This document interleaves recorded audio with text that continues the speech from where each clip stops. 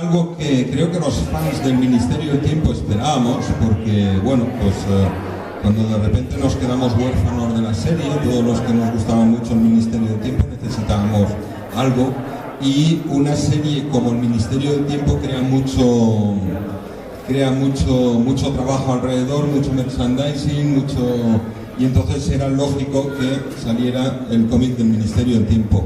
Yo siempre he pensado que el Ministerio del Tiempo era un cómic en realidad, era una historia de contar en un cómic, era algo que iba a atrapar a la gente, ¿no? Y entonces era lógico que al final, al terminar la serie, pues tuviésemos pues este primer libro y luego este segundo, y supongo que vendrán bastante más, o por lo menos así esperamos los fans. Os presento Pablo Lara, es el guionista de este segundo tomo, Jaime Martínez, dibujante de los dos tomos, y Joseba Basalo es el editor de esta obra. Así que os dejo con ellos y que os presenten un poco el trabajo que han hecho. Gracias. Buenas, gracias por venir a todos. Efectivamente estamos aquí presentando esta segunda aventura en cómic, que es Mi tiempo es la gota. Este fue el primero. Hace un par de años que se me ocurrió a mí la idea de crear un cómic de esta serie. Yo era muy fan también, y a la idea de hacer producción propia en este país, que se hace muy poco, y de una franquicia, de una cosa tan famosa como esta, mucho menos. Y al hacerme con los derechos y el primero, mi contacto con la productora de la serie fue Pablo, que él estaba dentro de la serie, y él es el que pues, nos ayudó pues, a sacar este primero a la venta. Al pensar en el segundo, Pablo, que ya estaba haciendo, bueno, ya había hecho sus pinitos como guionista y así, tenía un montón de ideas para hacer un segundo, y le dije: Pablo, tú has escrito mucho, aunque no hayas hecho ningún cómic, hazlo tú. Y así empezó la cosa. Cuéntanos cómo empezaste a darle vueltas a este segundo y cómo te lanzaste al ruedo de las piñetas. Al ruedo. Bueno, buenos días. ¿Quién conoce la serie o la ha visto o algo? Hay una por ahí, dos, tres. Bueno, bien, vamos bien. Para la poca gente que nos ve, vamos bien. Porcentaje es elevado. Bueno, como bien comenta Joseba, Joseba, que me han dicho que se llama Joseba porque siempre me confundo. Cuando surgió la idea de hacer el cómic del Ministerio del Tiempo, es verdad que la serie había funcionado muy bien, que había un público que le gustaba mucho esto. Era interesante porque pocas series de televisión española, no, o sea, pocas series españolas pueden cumplir con o decir que tienen un cómic, ¿no?, de esta manera. Pero sí que es verdad que la preocupación inicial era, bueno, un poco lo que nos pasa en España siempre, ¿no?, que cuando anunciamos algo, las críticas te caen por todos lados antes de incluso ver la luz, ¿no? Entonces, cuando anunciamos que íbamos a tener un cómic, pues las primeras críticas fueron lo de siempre. Ya están esta gente para sacar dinero, lo que queremos son capítulos, bueno, en fin, pues todas esas cosas que pasan, ¿no? Pero sí que es verdad que trabajamos el cómic del Ministerio por las reglas del mundo del cómic, ¿no? Todo el equipo, y siempre pensamos que la gente del cómic sois personas como muy cultas, sois personas que tenéis muchas referencias, que no se puede vender cualquier cosa, ¿no? Entonces empezamos a trabajar en el primero, salió muy bien, la verdad que estamos muy contentos, y cuando llegó la oportunidad de contar la segunda, la idea era continuar la serie aunque no esté en televisión, ¿no? Entonces el cómic del Ministerio, el segundo cómic del Ministerio, se puede tomar como el capítulo 14, ¿no? El capítulo después de que la serie no esté, ¿no? Y es un capítulo, no sé si lo habéis leído, luego podéis haceros con él y firmaremos y charlaremos y tal, pero es un cómic que lo cambia todo, es un cómic que hemos cambiado todo lo que pasa en el Ministerio, y si vuelve el Ministerio del Tiempo a la tele, va a volver con este feedback, ¿vale? Es decir, nos encantaría que si hubiera un flashback de algo que pasa en el cómic, fueran viñetas animadas y se viera en televisión, ¿no? O sea, para nosotros es como súper importante la retroalimentación entre televisión y cómic y televisión, ¿no? ¿Por qué hacemos esta reflexión, no? Y algunas veces lo hemos comentado nosotros mientras comíamos y tal, y es ahora que hemos entrado la gente que estamos en televisión en el mundo del cómic, nos hemos dado cuenta que quizás podría mejorar o podríamos ayudar un poco a que hubiera más lectores, a que se expandiera un poco más y demás, ¿no? Entonces surge precisamente por eso, por una necesidad, o pensamos que es como una deuda de que la televisión puede ofrecerle al mundo del cómic, ¿no? No es algo minoritario, no queremos que siga pensando la gente que son 4 personas que hacen esto, sino vamos a llevar el cómic a niños, vamos a llevar el cómic al instituto, a colegios y demás, ¿no? Entonces, para no extenderme más y dejar hablar a Jaime, porque estoy aquí rajando y me puedo quedar todo el día solo, dijimos, bueno, vamos a hacer un cómic sobre Lola Mendieta, ¿vale? Para que os hagáis una idea, los que habéis visto la serie, Lola Mendieta en un momento determinado se está muriendo, está en un hospital, y la situación fue la siguiente: ¿qué pensaría un personaje del Ministerio del Tiempo cuando se está muriendo, ¿no? Dicen que la vida, cuando te vas a morir, pasa como si fuera una película, y dijimos, ¿cuál sería la película de Lola Mendieta, ¿no? Y decidimos abordar 2 personajes históricos que creemos que no han sido tratados realmente como se merecen en España. Uno es Blas de Lezo, que luego tenemos aquí a compañeros que han sacado un cómic y la verdad es que nos parece maravilloso que se hable de esa figura. Creemos que no se ha hablado suficiente de él. Y otro es Emilio Herrera, ¿vale? Emilio Herrera, para los que no conozcan, ¿alguien conoce a Emilio Herrera, al científico Emilio Herrera? ¿Tú lo conoces? Pero poca gente, ¿no? Cuando empezamos a ver de dónde tirábamos de hilo, nos encontramos con la figura de Emilio Herrera. Soldado, aviador, gentil hombre del rey de Alfonso XIII. Cuando salta la República, le pide a Alfonso XIII que por favor le deje renunciar a su cargo como soldado y poderse quedar con el país, porque quiere que el país siga avanzando y él ser uno de ellos. Creador del primer boceto, del primer modelo de traje astronauta que luego la NASA copiaría. Cuando salta la guerra civil se exilia, la NASA le dice que trabaje para ellos, él le dice que no, porque la NASA es curioso porque la NASA le dijo, vente a trabajar con nosotros, y él le dijo solo una condición, de que si la NASA llegaba a la Luna algún día tenía que poner una bandera española allí, y la NASA se negó, y él dijo, yo no trabajo con vosotros, ¿no?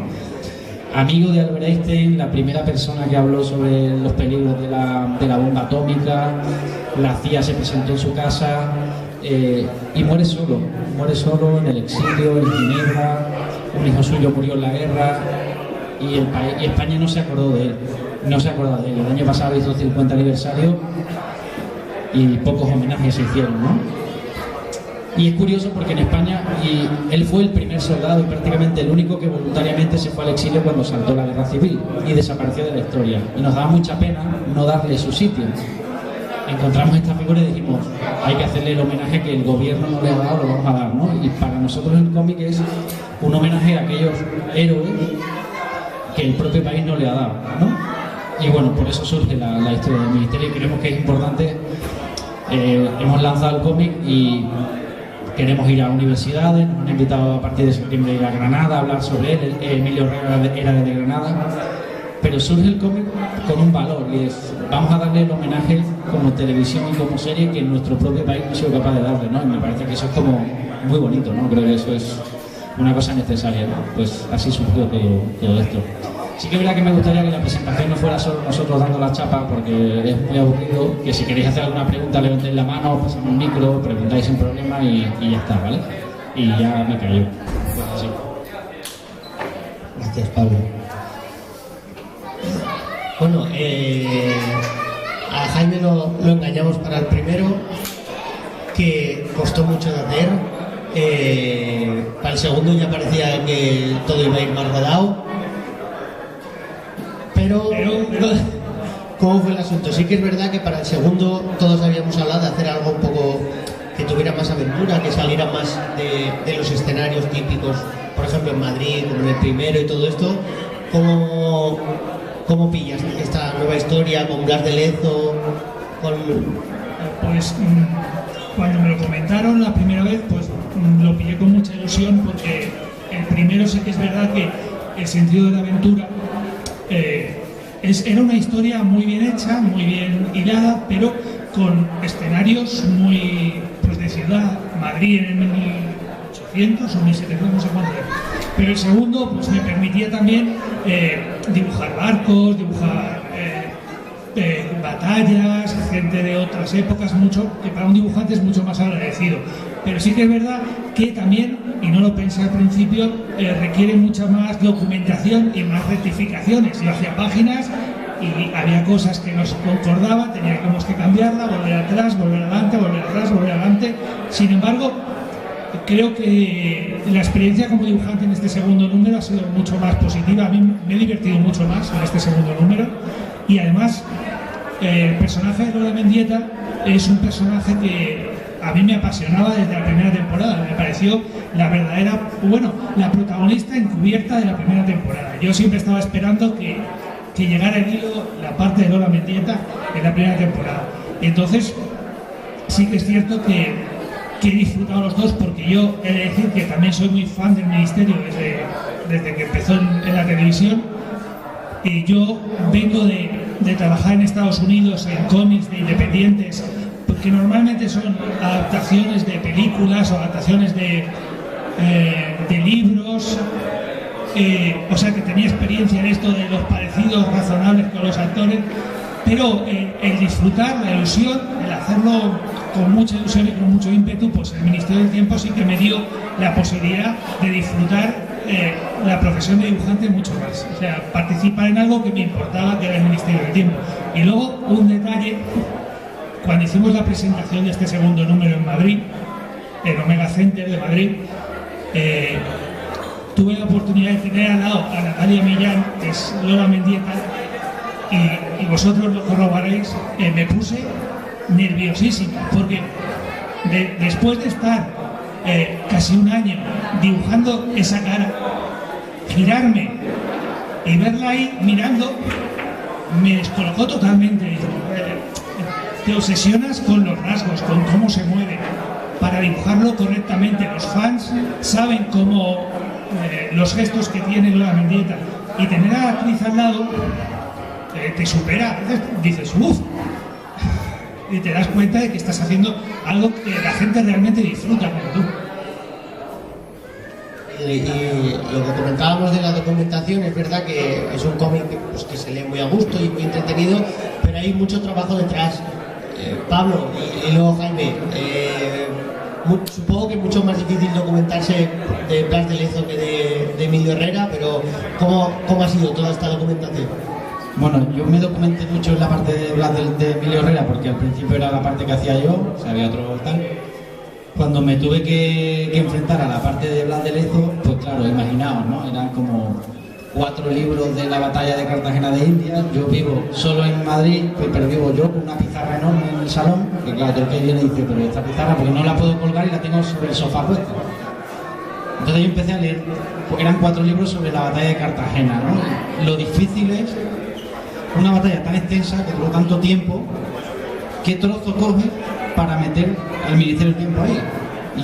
Y hasta que encontré el hilo, de repente, me acuerdo que fueron como 4 o 5 semanas encerrado en casa, que no me daba la luz, solo salía para ir a Mercadona a comprar y poco más. Y de repente encontré el hilo y dije, coño, llamé a Jaime y le dije, Jaime, por aquí vamos a empezar. Y lo hicimos, ¿no? La documentación de Blas de Lezo es que aquella batalla fue muy compleja. Yo terminé sabiéndome por dónde habían entrado los barcos, por dónde habían dicho que atacaban, por dónde entraban las tropas, los bombardeos, el no sé qué, pero fue una batalla muy compleja, ¿no? Yo creo que los chicos que están haciendo el cómic histórico sobre aquella batalla, porque no hay que olvidar que hemos tocado Blas de Lezo, pero seguimos siendo el Ministerio del Tiempo, entonces hay aventura, pero no hay ninguna concesión histórica, ¿vale? Yo no sé si conocéis un poco la batalla de Cartagena, no sé si conocéis la historia, pero todo el pollo se dio por una oreja de un barco de Jenkins, de un pirata que lo cogieron y le cortaron la oreja, y este tipo fue a Londres y le dijo, mira lo que han hecho los españoles, y puso la oreja allí encima del Parlamento y se lió parda.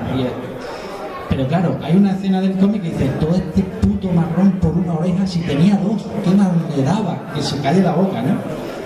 Y fue un poco así, ¿no? Fue un poco muy riguroso en la historia, con muchísimos detalles de las cosas que ocurrió, pero dándole ese toque de aventura que es necesario, ¿no? Hay una anécdota, en la parte de Emilio Herrera hay una anécdota, y es que hay una viñeta donde salen unas colillas, y cuando Jaime me manda el dibujo de las colillas tenían boquilla, pero en el año 33 no tenían boquilla. Entonces fue como, Jaime, estas colillas hay que cambiarlas, ¿no? Esto no está bien, ¿no? O hay que ponerle a este tipo una gasa, pero no una tirita, porque las tiritas se inventaron en el 50. Era como constantemente llegábamos a eso, ¿no? Pero sí que venía al final del tercer hombre, del chiquito de la calzada, porque de repente puedes meter cosas y jugar con todas esas referencias y dices tú, bueno, voy a dejar esto aquí a ver quién se da cuenta. Voy a dejar a estos dos personajes aquí a ver quién sabe quiénes son. Y es tan bonito poder trabajar ahí, ¿sabes? Que de repente dices tú, joder, es que era amigo, Emilio Herrero era amigo de gente como Picasso, como Neruda. ¿Sabes lo bonito que es decir, lo voy a meter? Porque puedo. Como eso es interesante, ¿no? Bueno, por mi parte también he de decir que también hay cameos que hemos metido Santiago y yo, como el señor Spock, Drácula también está en el cómic, e incluso Joseba, el editor de Aleta Ediciones, está en el cómic como un aguerrido soldado español, pero en cierto sentido es parte de hacer más ameno el proceso de trabajo. Estás con una página y para divertirte tú mismo muchas veces metes a lo mejor gente de tu familia porque te gusta, y creo que hace más divertido dibujar el día a día. Tened en cuenta que son 100 y pico páginas. Otra cosa que quería comentar de este segundo número, y que aparte de la documentación de batallas y de Blas de Lezo, se habla mucho de Blas de Lezo, pero creo que la parte de Emilio Herrera era mucho más sentimental, una carga emocional muy grande. Hay unas páginas al final en que Emilio Herrera ya es mayor y que Pablo y yo disfrutamos mucho haciéndolas, porque permitió hacer actuar a los personajes, hacer que se viera el destino que tuvo ese personaje, reivindicarlo un poco en la actualidad y decir, no acabó bien, este hombre no acabó teniendo éxito. Sí, no acabó, no fuimos capaces de darle lo que merecía. Y era una cosa que a mí personalmente me dolía. Cuando yo encontré la figura de Emilio Herrera fue como, ¿por qué no somos capaces de darle a este hombre lo que realmente mereció, no? Y me parece que poderlo hacer con un cómic es como, joder, qué guay, ¿no? Qué bien, ¿no? Un homenaje. De hecho, hay un tipo en Granada que fue el que más estudió la figura de Emilio Herrera, que gracias a los libros que él publicó, que son carísimos porque son súper especialistas y hay muy pocas ediciones y los tiene que comprar, gracias a él su figura sigue viva. Ahora él lo ve en imágenes, ¿no? Y es como, joder, que una serie de televisión haya cogido el mundo del cómic para dar el homenaje que el propio país no ha sido capaz de darle, me parece importante, ¿no? Me parece que eso es poner el mundo del cómic en un sitio donde tiene que estar, ¿no? Más allá de merchandising, porque es verdad que para nosotros los cómics del Ministerio del Tiempo no son merchandising, es un capítulo más convertido en viñetas y es como lo tratamos, ¿no? Creo que la verdadera importancia del cómic hay que darla así. Bueno, para no alargar mucho, si se os ocurre alguna pregunta o alguien... Sí, en serio, no, que no dé miedo. Mira, ahí hay una. Venga, vamos a dar, yo le doy el micro. Tiene poca batería, pero yo te doy el micro.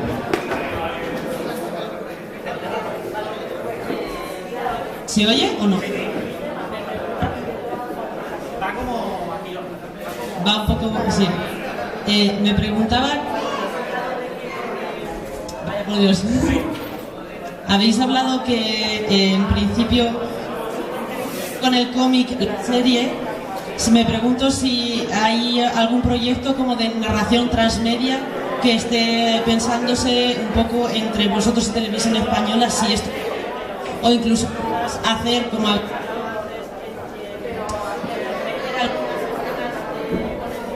Sí, vale.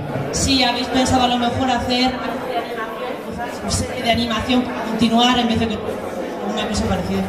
Bueno, en cuanto a la parte transmedia del ministerio, mi puesto dentro de la productora es productor transmedia, ¿vale? Sí, es que está bajo de batería. Yo soy el productor transmedia del ministerio y hemos hecho cómics, juegos de mesa, realidad virtual y todos lo enlazamos. De hecho, hay una viñeta de este cómic que pertenece al juego de realidad virtual, donde hemos hecho un guiño. En el caso de que en la serie continúe y haya algún flashback sobre esto, nos molaría hacer que los flashbacks fueran de viñetas animadas, ¿no? Para que todo entre dentro, ¿no? Respondiendo a tu pregunta, el universo del Ministerio del Tiempo es completo. Lo importante es la serie, pero sí que trabajamos que todos los productos alrededor, como en el caso del cómic, esté completamente enlazado. O sea, entonces sí que lo trabajamos de esa manera. Un poco Doctor Who, nos molaría ser así y eso es lo que hacemos. Sí.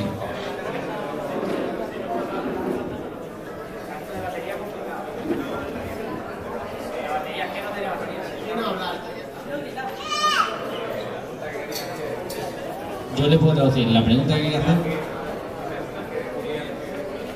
Sí.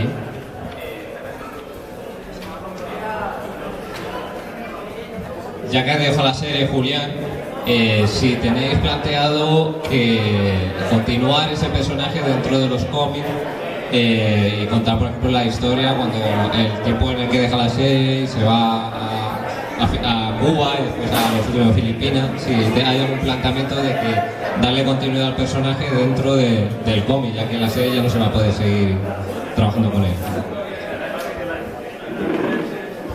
En cuanto al viaje de Cuba de Julián, sí que está recreado en los podcasts. Si tú vas a la web, hay una serie de podcasts donde él cuenta qué hace en Cuba y qué ocurre en Cuba. El resto no sabemos todavía, la verdad, no sabemos de dónde vamos a tirar. Sí que tuvimos mucha suerte con el primero, porque nos dejaron, Julián ya no estaba en la serie cuando salió este primero, pero nos dejaron y dimos algún guiño a cosas que nos habían explicado en la serie. Y bueno, para los siguientes es que hay tantas ideas que será pues eso, cuestión de elegir mientras nos esperamos a que la serie vuelva. Lo que sí que está claro es que cuando la serie vuelva, si vuelve, todo lo que contemos en los cómics estará dentro del propio feedback de la serie. No lo hemos comentado, pero este segundo además en el guion está Pablo con Javier Olivares, el creador de la serie. Que una serie de televisión apoye el mundo del cómic y lo apueste por él, porque creemos que puede mejorar, ¿no? Se pueden retroalimentar para mejorar unos a otros, ¿no? Entonces para nosotros, y repito, no es un producto de merchandising, es la continuación de la serie en un formato cómic, y así continuará, ¿no? Es lo que queremos, lo que nos gustaría hacer, ¿no? ¿Alguna pregunta difícil? Fácil.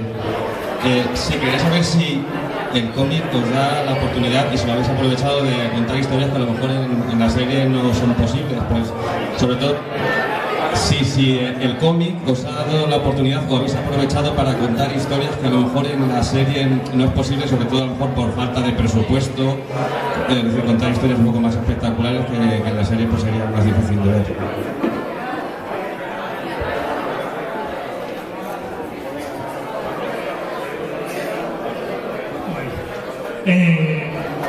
Voy a hablar un poco para hablar, bueno, yo creo que sí, porque además Javier lo ha comentado también, que lo que hemos contado aquí de Lezo en televisión a lo mejor se dispararía mucho el presupuesto. Hay historias que, o por ejemplo, no solo historias que por presupuesto no se pueden hacer en televisión, sino otra cosa que ha comentado Javier también, es que en la serie de televisión no puedes gastar un capítulo en un personaje secundario y explorarlo a fondo.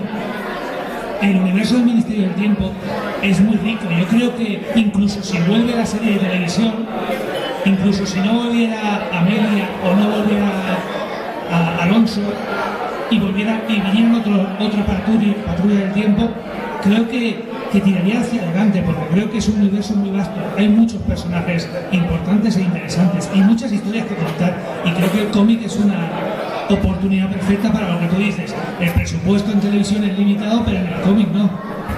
En el cómic lo único que es limitado pues es mi vista o la del dibujante, y ponerse a hacer 1000 soldados o 100 soldados o 200 soldados y 4 barcos. Eso en televisión vale mucho dinero, eso es cierto.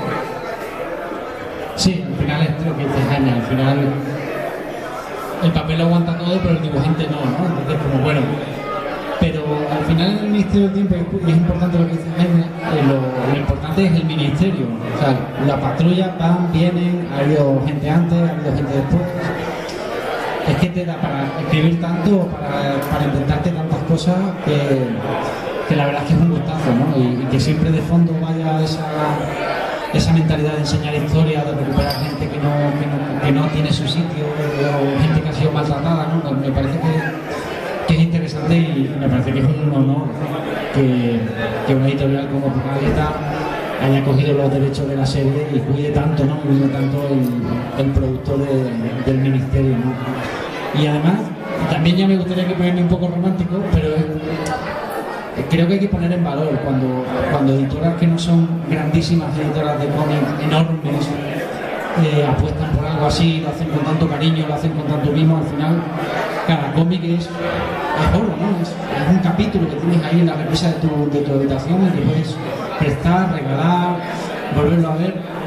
Y es importante, ¿no? Que esto no sea simplemente un producto para vender, sino es importante para la serie, es un producto más y que la gente empiece a valorar lo que cuesta hacer un dibujo, lo que cuesta entintarlo, lo que cuesta hacer una historia, distribuirlo y demás, ¿no? A veces vemos los cómics y yo creo que la gente que está fuera del mundo del cómic lo ve como, bueno, puede pintar cualquiera o puede dibujar cualquiera. No es así, tío. Yo creo que hay que tenerlo como el arte que es y respetarlo y mimarlo y no hacer cualquier cosa, ¿no? Sino cada trabajo, ser consciente de lo que vale, darle su valor y darle prestigio a esto, ¿no? Yo creo que es un poco eso, ¿no? Me parece que la editorial pues, hace un trabajo maravilloso. Y de paso dar las gracias al Punto y al Prudencio por invitarnos y darnos la oportunidad de que os llevéis el cómic firmado por los autores.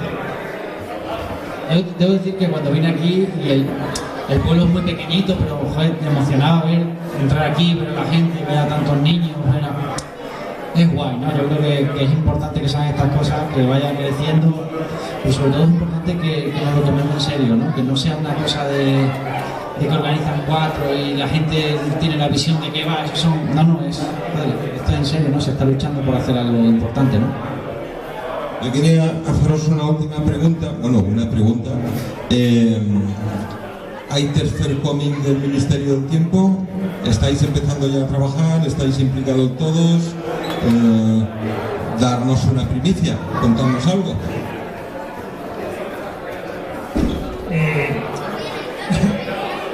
Pero el tercer cómic del Ministerio sí que está ya pensado, estamos con la historia avanzando cosas, pero sí que es cierto que el equipo del segundo nos hemos compenetrado todos muy bien. O sea, realmente también quiero desde aquí, aunque no se va a enterar, pero reivindicar la figura de Santiago Ramos, que es el colorista y entintador de este cómic. Lleva trabajando conmigo muchos años en Estados Unidos y hace un trabajo increíble. Yo realmente creo que es un trabajo sobresaliente. Me ha permitido además, él y yo estamos muy compenetrados, sabemos exactamente lo que queremos el uno del otro y creo que también con Javier y con Pablo y con Joseba, por supuesto, vamos a repetir todos para crecer, si todo va bien. Y con Gaizka Medrano también y Lorena Cueva. Y verás que no te ha contestado a tu pregunta, o sea, no te ha hecho nada, absolutamente nada, pero no podemos hablar de eso y me muerdo la lengua porque siempre soy el que hablo, pero creo que no podemos decirlo. Bueno, yo voy a dar una primicia del tercero. El tercer cómic, esto es para fans del Ministerio del Tiempo, ¿vale? Te gusta el Ministerio del Tiempo, te compras el cómic, es un capítulo más. El tercer cómic no va a ser un capítulo más. El tercer cómic realmente, si te gusta el Ministerio del Tiempo, vas a tener que comprarte todo. Porque va a pasar algo muy, muy, muy gordo y fundamental de la mitología del Ministerio del Tiempo. A mí me encantaría que saliera Camarón. Pero eso es lo único que puedo decirte. No, de verdad, me fliparía que pudiéramos hacer algo con Camarón. O sea, pues ya está, no puedo decir nada. Pero sí, si yo digo que sale Camarón, saldrá Camarón. ¿Alguna pregunta más, lo que queráis? Podemos seguir hablando aquí hasta mañana. ¿Alguna pregunta más, Joseba? Tengo una que estoy seguro que aquí hay algún dibujante y tal y no se atreven a preguntar, pero que siempre preguntan, ¿cómo trabajas, Jaime? Digital, lápiz, ya has dicho que Santiago te tinta, ¿cómo es tu forma de trabajar? Bueno, mi forma de trabajar es el lápiz tradicional. Yo normalmente hago unos layouts, unos bocetos previos que hay en la exposición hay páginas suyas por ahí. Normalmente lo hago en lápiz tradicional, hago unos layouts en lápiz azul que luego se borran con el ordenador. Encima de esos layouts de lápiz azul ya depuro un poco el estilo y los parecidos en lápiz normal, y de ahí los escaneo e intento. Bueno, en el primer número no estaba Santiago, no había entintador, entonces había mucha textura de digital, textura de lápiz. Era un proceso más artesanal, era solo yo y luego la colorista coloreaba los grises que podéis ver por ahí. En el segundo número hacía un lápiz muy limpio y Santiago entintaba y luego me mandaba las páginas entintadas y yo hacía los grises que podéis ver por ahí, algunos grises digitales que de lo que sirve es para que Santiago luego tenga una guía de iluminación a la hora de colorear, porque él puede colorear, pero entre los dos siempre yo determino de dónde viene la luz y la iluminación de cada viñeta. Santiago coge, entinta, colorea y la página está aquí, luego rotula Gaizka Medrano y Joseba Basaro, los dos a la par. Sí, al final del cómic, del tomo segundo, podéis ver una especie de making of de cómo hemos hecho, de por qué hemos tomado ciertas decisiones sobre personajes, etcétera, etcétera. ¿Alguna cosa más, José?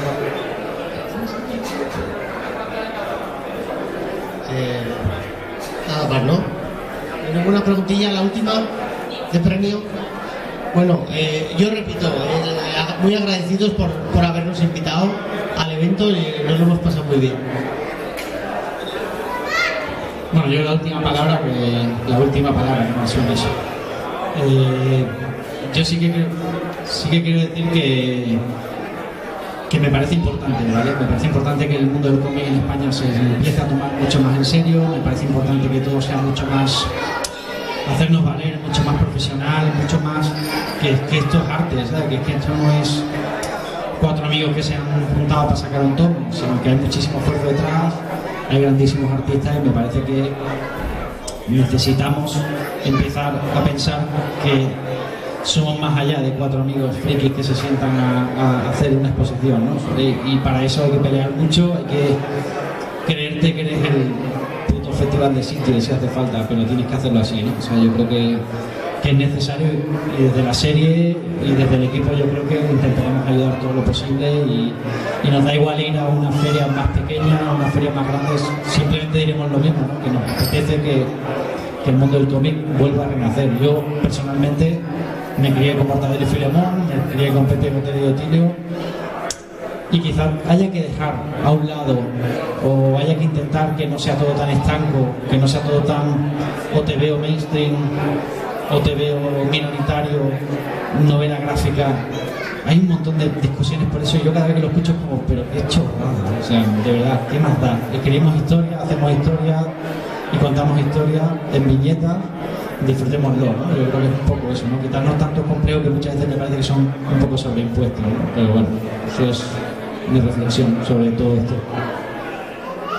Y para finalizar, decir también que hacer ferias como esta, más pequeñitas, más locales, creo que debería la gente, o sea, el resto de pueblos debería coger ejemplo de esto, porque es mantener vivo el cómic entre la infancia, la juventud, es reconocerlo como cultura, y creo que eso es algo que los grandes salones se dedican más a la venta. Son como grandes sitios donde se vende masivamente. Aquí creo que se está más a gusto, creo que te acerca más al cómic, a los autores, y creo que deberíamos hacer más ferias como esta.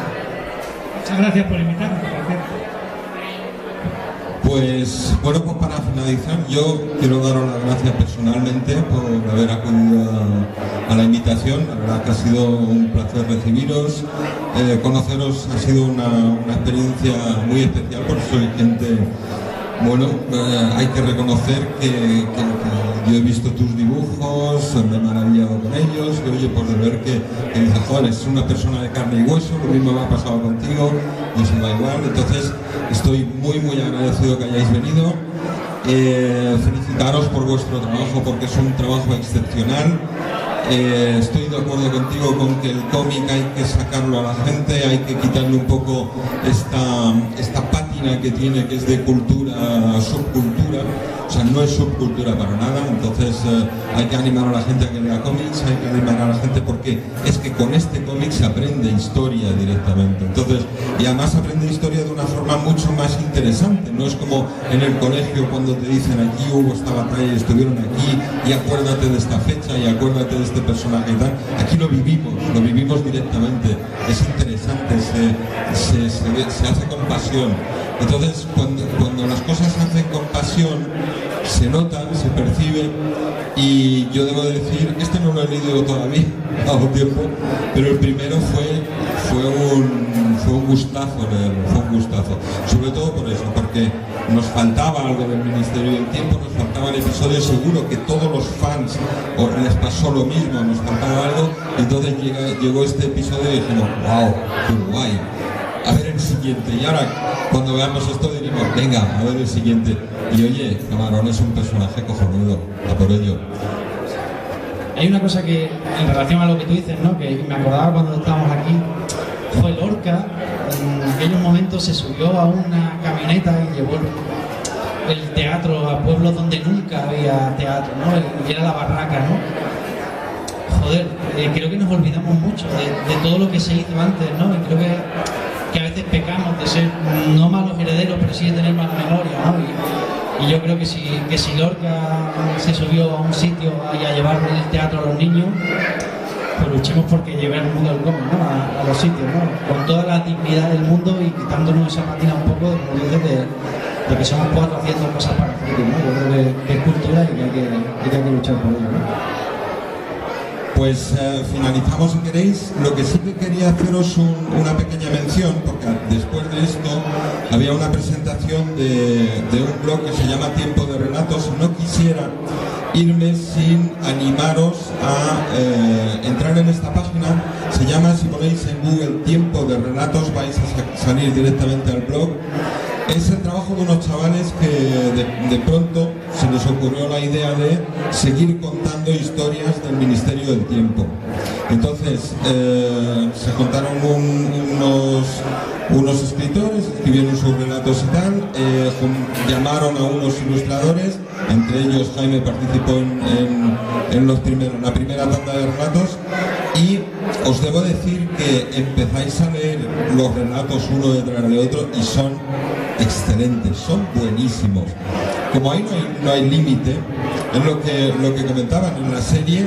Tú para hacer algo, para hacer una batalla o cualquier cosa, es claro, Camarón y tal, entonces los enganchan, y debo decir que son unas historias apasionantes.